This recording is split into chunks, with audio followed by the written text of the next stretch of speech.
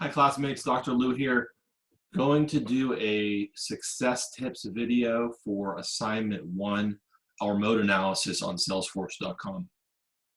And what I'd like to do is go through 4 documents. The first is going to be the assignment document, the assignment overview. We're going to focus on 3 key areas within that document. The second document is a base template that has already been posted in the My Professor area. You can use that base template to do your assignment. The third document we'll review is the same base template, but I've then gone into it, and for each section of the outline, I put some crib notes in there to show, to give you a sneak preview or some hints as to where to go find the material that will align to that outline area. And then the last document that we'll go through is an example student paper with the entire outline filled in completely with some substance. And so we'll talk through that. So let me share my screen and let's get at it. Okay, so here we are in the course shell, week 5. I'm going to scroll down and we will pull up our assignment 1 mode strength analysis. So here we have assignment 1, the overview. I'm not going to go through all this detail, but I am going to highlight 3 key areas. The first is numbers 1 through 5 here. This is the main body of this assignment. And so you can see that there are 5 key sections to the assignment, and each section has an A and a B. An A is a summary of the main topic to be applied to that area, and then B is where we're looking for more substantive detail or analysis within it. So think of A as I'm going to provide an overview of the concept, and B, I'm going to go into a lot more detail about A and the topic that's within B. So that's item number 1, and you'll see this when I go into the tips document as well as the student paper, how this shakes out. The second key area that I want to really highlight is right here, the second bullet point under submission requirements. The length of the body of the paper is to be 5 and 8 pages. The body of the paper are the sections above that I mentioned, 1 through 5. So the body excludes the abstract, the intro, the conclusion, and the references. So, all said and done, this thing's going to probably land around, low to mid-teens in length in terms of pages. But the key here is that, we've read a lot of material so far, and so you could probably write a novel with everything that we've read, but I don't want a novel. I want a succinct, brief, but substantive paper that an executive would want to read. So not only are we applying the material here, but we are learning how to write for an executive level audience and apply that to your job. So this is a really great assignment to support that. And then the third thing that I wanted to highlight is the rubric. So if we scroll down here, really start with the rubric, print this out, and you'll know exactly what I'll be looking for. So when I grade the first section, CRM opportunity analysis, I'm going to be basically coming into this rubric and clicking and saying, yes, this student had a very well-developed analysis, bringing significant new insights in to support their position. It's an honors grade. And I'm going to be going through that for every single one of these, okay? And so again, each of these sections are the main 5 sections within the body. Then you will notice the 6th section, which speaks to the quality of writing and the organization of the deliverable. So this is marketing 101, right? We're looking for a document that is clean, that is very professionally presented, because if it isn't professionally presented, the executive isn't going to get past page 1, right? So really treat this not only as an opportunity to apply the knowledge you've learned from weeks 1 through 5, but also as a way to hone your writing skills in support of presenting to an executive level audience. You will note in here that the difference between a high pass honors and a pass grade is that this document, this assignment, should include some visualizations. You should include some charts and tables and graphs and addendums. That is sometimes the difference between a pass, as I said, and a high pass or an honors. So really be sure to work some of that in, and I'll show you again some examples when we get to the student paper. So that's the first document. Let me stop sharing that, and share our template.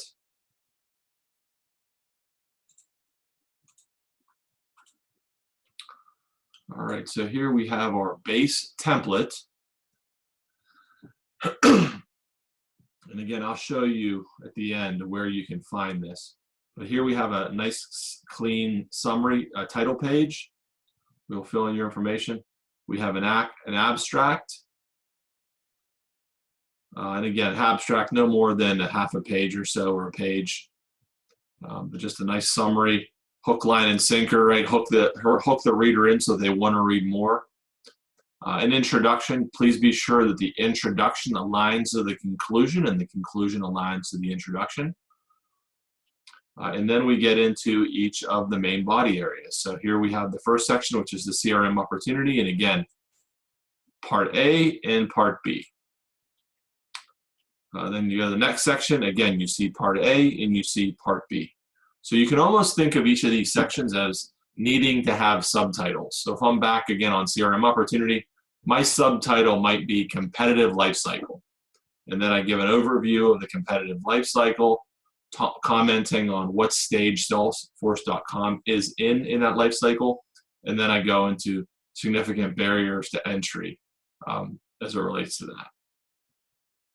And so that concept with the A and the B is throughout each of the main body areas, all 5 body areas. So that's what you're seeing within this template. And then at the end, we get to a conclusion section where you just wrap everything up. And then the references and appendices. You will notice that there's a section back here that, again, you'll delete this when you submit your final paper, but it gives you some nice crib notes just to do some spot checking and make sure you've addressed everything. We do want to make use of APA citation in here. And so again, there's some documentation in here that gives you some reminders of how to cite using APA citation. Okay, so I will stop sharing this now, and now I will open the same document, but this time it has some tips in it. So again, here we have our title page. I've put some comments over here in the margin for you. Our abstract.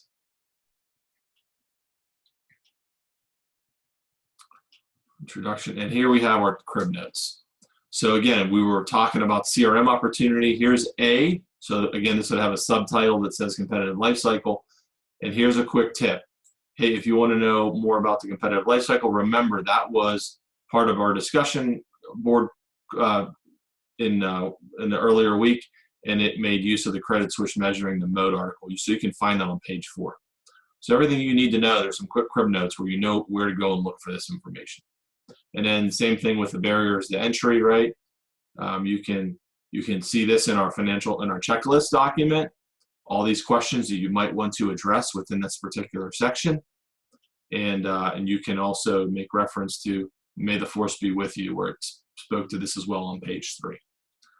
So some nice, just abbreviated crib notes for you for each one of these that again highlight the main pieces.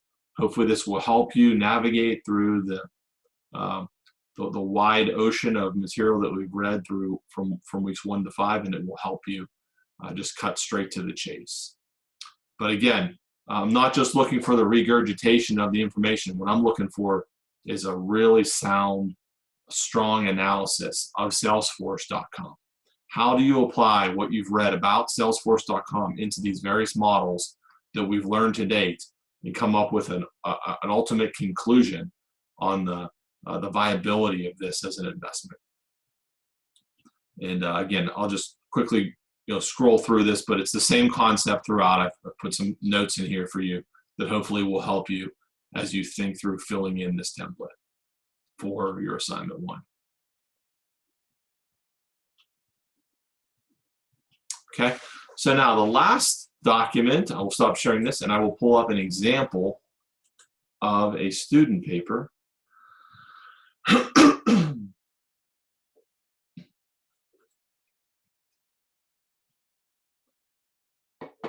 All right.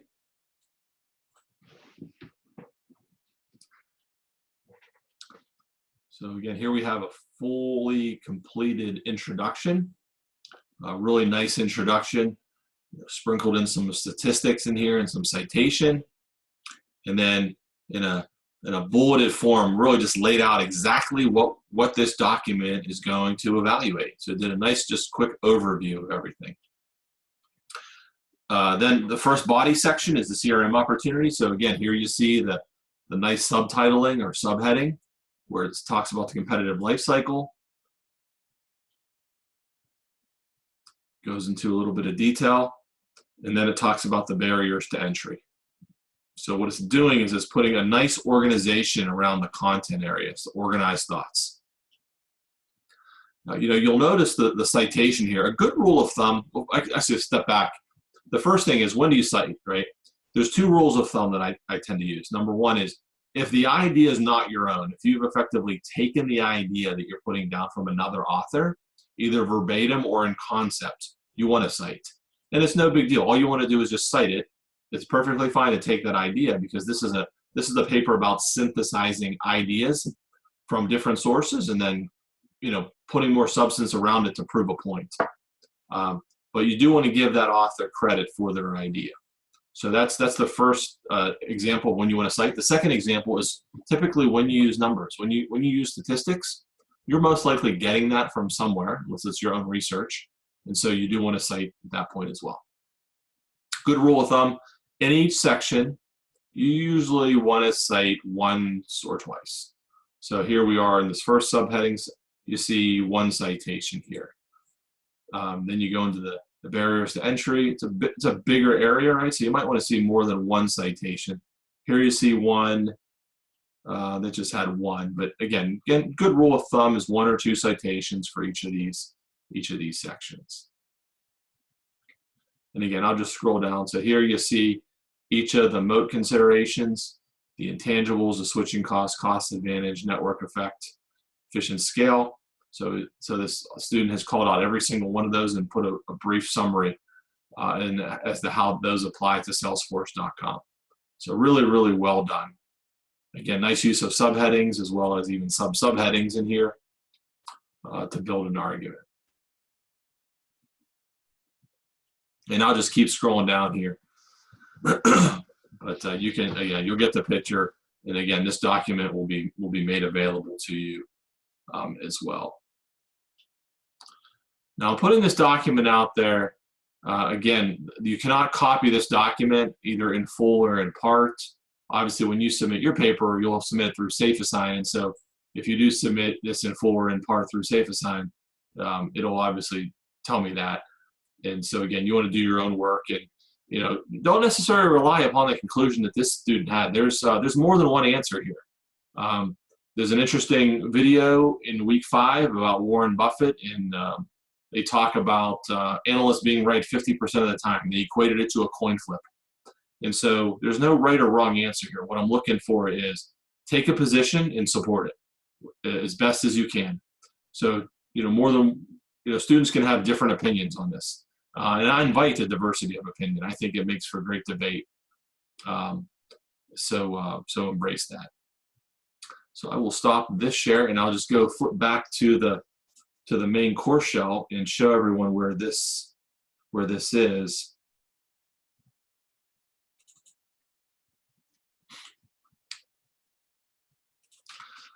Okay.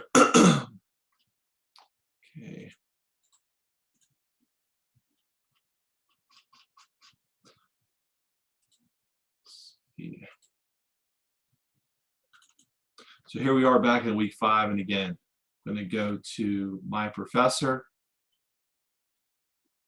ask the professor, and again, here's where a lot of the resources have been posted from weeks 1 to week 5. Here you see the base template right here, and then up here I've added the additional tip templates. So if we click on this link, here you'll have references to, again, the base template with the tips as to where you can shortcut and find some of the substantive content you need. And then here is the student example paper. So hopefully I've given you everything you need to be successful with assignment 1. Again, I will be holding office hours Wednesday night. During those office hours, I'll go through this material again, just in live fashion. So if you If sometimes people learn a little bit easier that way. You can ask me questions real time about the assignment or anything else that's on your mind. Be happy to do it. And if you're not available Wednesday night, I'll make myself available this week to you. So please give me a shout, text me. If you have any questions, do not hesitate to reach out. I want to make sure that you're as successful as possible for our first assignment. Lastly, reach out to Camila if you need some writing help. Or please don't wait till the last minute. Right, this assignment is due Sunday night, and there aren't extensions. You really want to manage your time effectively for this assignment. It's an important assignment. It's 20% of your grade, and so we want you to be successful with it. And that's why we're providing all these resources to help you with that. But you probably want to do this earlier in the week and step back from it for a day. Come back, iterate a little bit. Refine it. Make sure you're putting your best foot forward and not rushing to get this done. But that you have some time, you've applied yourself, and you're submitting some great quality work. And I know that you all will. So enjoy the assignment. It's a great application. Again, not only the knowledge that we've learned to date, but also in writing, in writing in a brief and concise way. So I look forward to reading your papers. Have a great week. Let's make finance fun, and I'll see you hopefully Wednesday night or in the course. Have a great week, everybody.